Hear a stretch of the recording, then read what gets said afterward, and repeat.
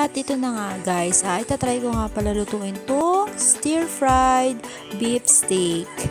At ito na nga, finaray ko muna tong bell pepper at saka tong puting sibuyas. Lulutuin ko nga lang pala to ng 1 minute guys, tapos hahanguin ko na.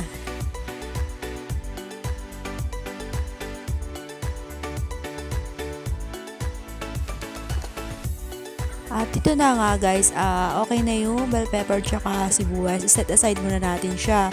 Pagkatapos, i-fry muna natin tong beef hanggang mag-brown siya. Tapos, hanguin lang natin.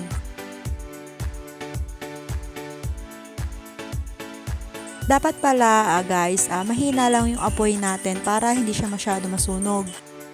Pag okay na siya, hanguin lang natin at i-set aside muna natin. So ayun, ito, magigisa muna tayo ng bawang. At kapag medyo brown na yung bawang, pwede na natin ilagay yung beef. So ayun, ito, igisa muna natin siya. Kapag okay na, lagyan nga pala natin to ng toyo. Nilagyan ko nga pala to guys ng asukal, tsaka ng konting cornstarch.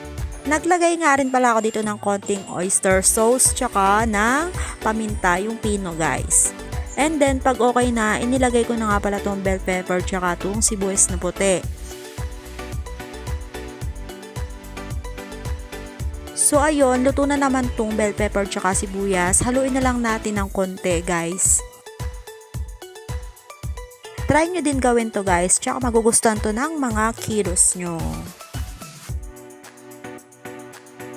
At ito na nga, luto na ang ating stir-fried beef steak. So ayun lang guys, thank you for watching. Please don't forget to follow, like, comment, and share. Happy cooking!